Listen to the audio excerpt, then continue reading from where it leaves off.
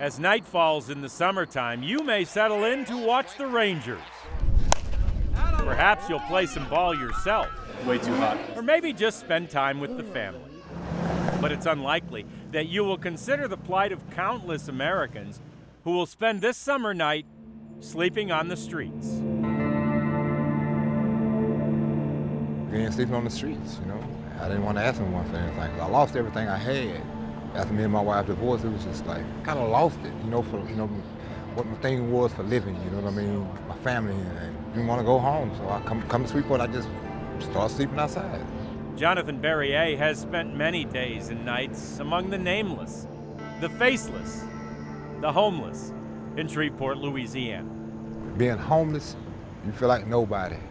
You're nobody, nobody, nobody. It's easy to forget that's how many of them feel, like nobody.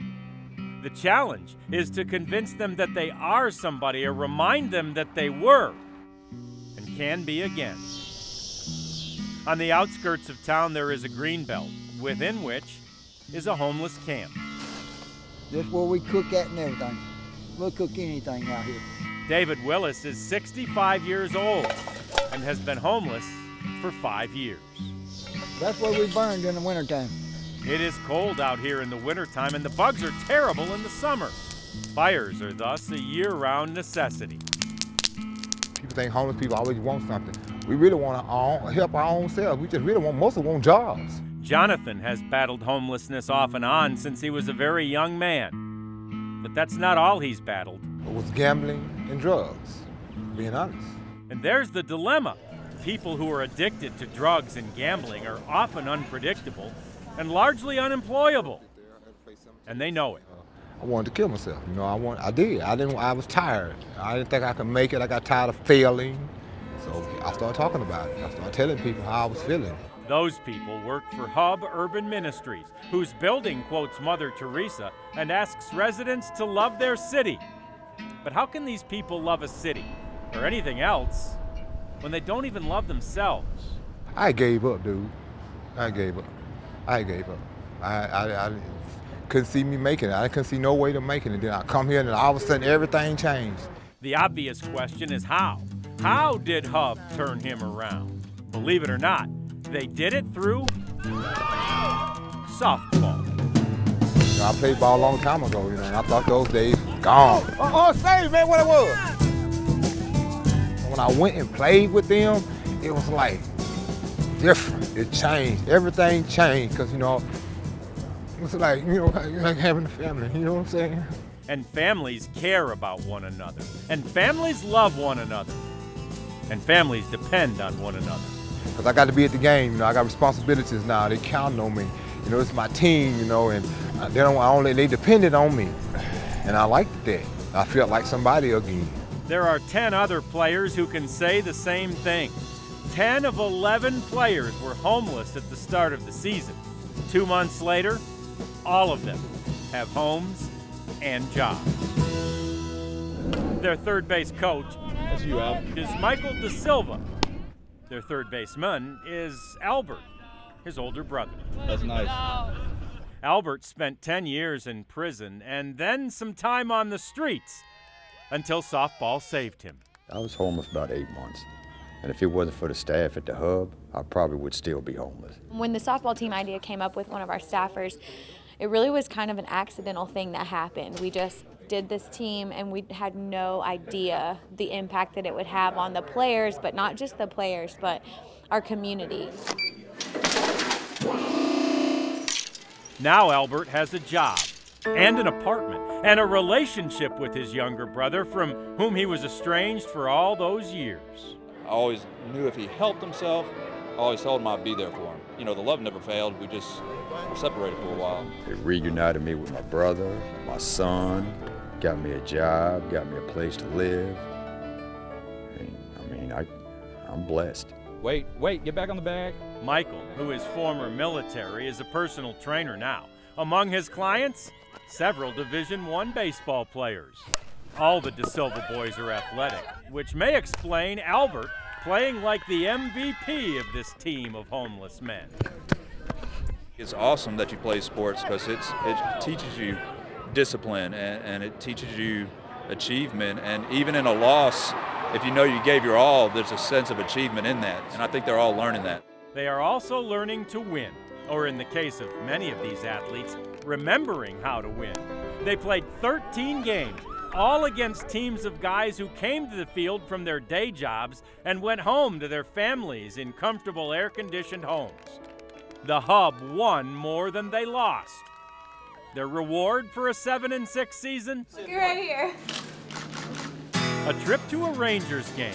Oh, God. And a chance to meet Nick Tepish and Chris Jiminy. You always wanted to play professional baseball? I did, actually, yeah. As a kid, that was my only thing I wanted to do growing up. Nice. I'm gonna be out there with you one day. I like it. You are definitely part of our family. Breon Dennis is the Rangers' Assistant Vice President for Community Outreach, and he's from Shreveport. When you grow up in a neighborhood like that, you're used to being told no kid from this area will be doing what you're doing. Statistically, I shouldn't be here, but to be here and to be able to give back to others, it makes you realize more and more that somebody took a chance on me, so why not take a chance on someone else? Breon was home in Louisiana visiting his parents when he saw an article in the local paper written by Roy Lang. Just that first game was one of the most impactful things I've ever covered.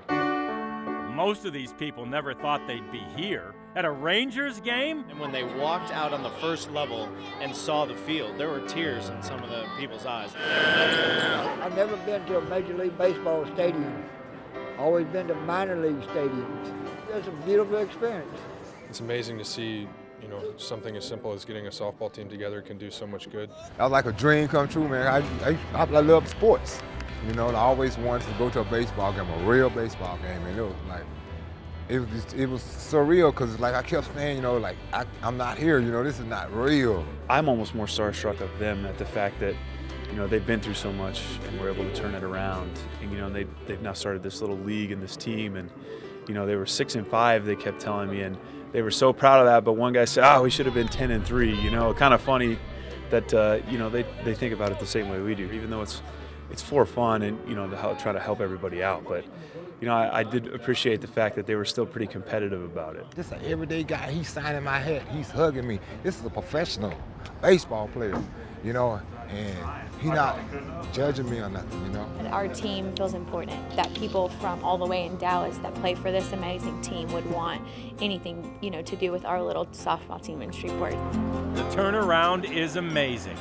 From homeless and feeling worthless to a vital cog in a sports machine. The responsibility he shows being the best player on the team, and he knows he's inspiring these other guys to play better. So he feels that, and he finds joy in that. As long as I, you know, continue to do what I'm supposed to do as far as keeping my priorities straight, I have no intention of going back to being homeless. Meanwhile, back in Shreveport, the Hub bus is still running. It picks the players up for practices, too. They're practicing now for the fall season, abiding by the rules of softball and the rules of society. In order to play for this team, they had to meet requirements. They had to check in every week. They had to keep their medicals up. They had to attend meetings if they had addictions. And if they fell off, they couldn't play softball. Don't leave me sitting here. I know 20 guys now want to play because you're somebody now. Somebody with a home. Somebody with a job. Somebody with a family who has not forgotten him. A whole lot to turn around. My parents been to my house. You know what I'm saying? You know. We know exactly what you're saying, and so does David, who moved into his apartment on July 1st. So that means June 30th was his last night in the homeless camp. Yep. So glad, too. His last night of battling bugs. Get away from these doggone mosquitoes. His last night of limited entertainment. I got a weather radio. I listen to weather all the time. His last night of being homeless. It's gonna be nice. Get out of these woods. I'm so blessed. Blessed, too, are those of us who have gotten to know you. You and your teammates have reminded us that homeless people have names. Homeless people have dreams. And in Shreveport, Louisiana, homeless people have softball. A dream come true.